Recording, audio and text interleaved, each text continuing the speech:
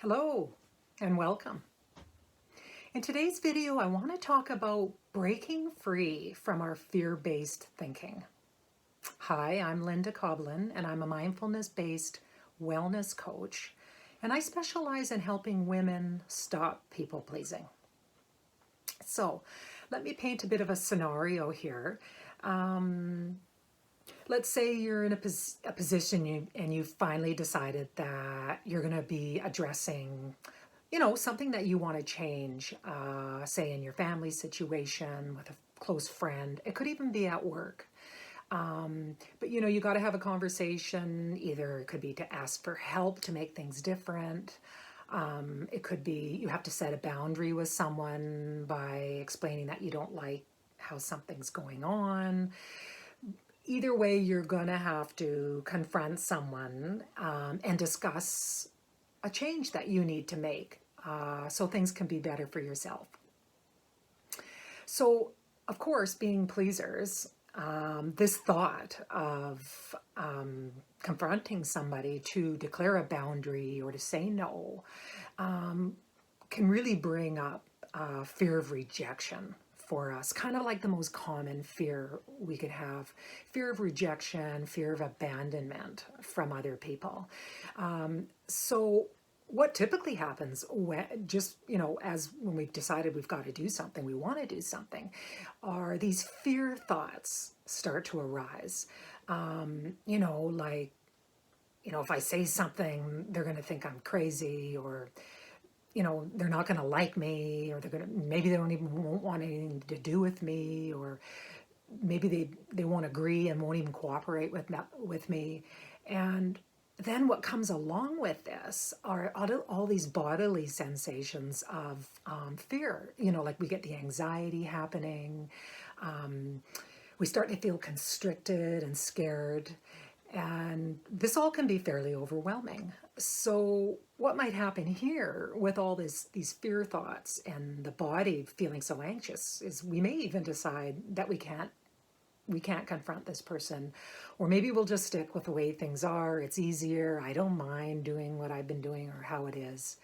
And we might not even pursue what we want to do. So it's right here where I invite you to stop when you're having these fearful thinking patterns and the bodily sensations that go with it. This is really an opportunity for you to stop and acknowledge that your body, your emotional body, is asking you to pay attention to something, right? There's something up for you, and it's an opportunity for us to notice. And we don't have to change it. We don't have to wish it were different. We can just simply stop, notice, I'm having these fear thoughts. I'm getting constrained, and take a deep breath and just allow it with an intention to consider what's going on here. What's going on here? So after we've stopped, we need to reassess how we're managing our fear, or what these fear thoughts are. So the first thing is to realize I'm having these thoughts. And fear thoughts really aren't anything that we choose to have. They're just thoughts that come automatically into our brain, into our mind. And they're thoughts that we've developed over a long, long time, and basically just to protect us. I mean, we developed this habit when we were quite young. We didn't have any choice about it. It was a way of coping. So when we're feeling threatened, now the fear thoughts show up. And the other way of thinking of these thoughts are that they truly are just protecting us. And they can often be referred to as a negativity bias, in that we tend to go to the negative to protect ourselves. And this is normal. This is what the brain was designed to do, to stay safe. So we can, at this point, notice our thoughts. Notice that it's nothing personal. We're just protecting ourselves. And it's also important here, and what I really want to point out is noticing what kind of thoughts these are. And there are many types of negative thoughts or fear-based thoughts. And just three that I want to point out that I really notice myself doing are overgeneralization, like making a huge generalization about how like for myself, how I manage things, or it's not going to work out right. It's just going to be it's just going to be a real messy situation. Or jumping to conclusions. I'm already thinking what they're going to be thinking of me. They're just going to think I'm out of my mind, or they're going to think I'm selfish, or that I can't handle things. So I'm jumping to conclusions about what other people are thinking. And the other one is catastrophizing, is I'm already thinking of the worst case scenario of how this is all going to work out if I say something, right? So these are types of fear-based thinking that we can become aware of when they start happening. And with this awareness, this allows room for us to go, aha, these aren't the thoughts I'm choosing. These thoughts are just trying to protect me. What am I going to do with them, right? Like it puts us in a position of choice and freedom, really. And the next important thing to do with these thoughts is really to take some time to challenge them. Like, are they even true? I mean, sometimes when I say things, things do work out. Other times they don't. It's not a black or white, all or nothing situation, right? And I can't predict what other people are thinking. I can't know what other people are thinking. So I can't assume that I'm right about that. And the other thing is, we don't know what the outcome of any situation's going to be. I mean, we can get fearful about thinking that this is what it's going to look like, but really, we don't know. So in this way, we need to allow ourselves to think, kind of relax.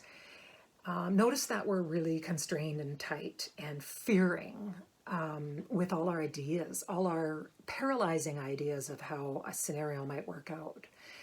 And just relax and literally open, and important here, trusting ourselves. And this is an important one, that we can choose to trust ourselves in heading into this situation that we're going to say something to somebody. We're going to ask for something, or,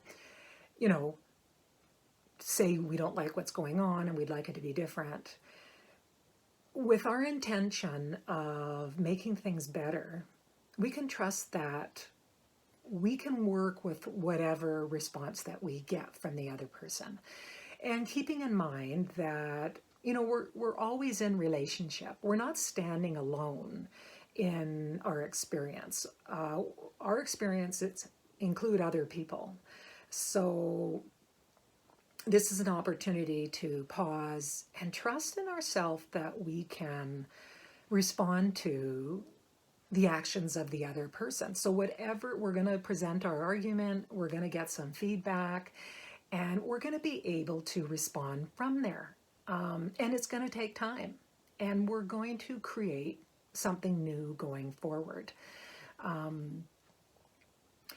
So yeah, a real invitation to take control, because we do have, I mean, if we've decided that our fear-based thinking has been stopping us from saying what we need to say, from expressing what we need to express to other people so that we can make our lives better, we have to take it into the power of ourselves to understand that we may have to move through some of these fears and take action to say what we need to say to create a new outcome, so that we can be happy, so that we can feel like we're in control of the details of our lives, so that we're not overtaxed and taking on too many responsibilities, so that we're not feeling like we're being taken advantage of. We really have to make a choice to take the actions to make the changes that we want to see in our lives. And change can happen. There's nothing inherently wrong with us that keeps us in this people-pleasing situation. We can change our thoughts, we can change our behaviors, and we can create different outcomes. So I'd love to know what you think about what I've talked about in today's video.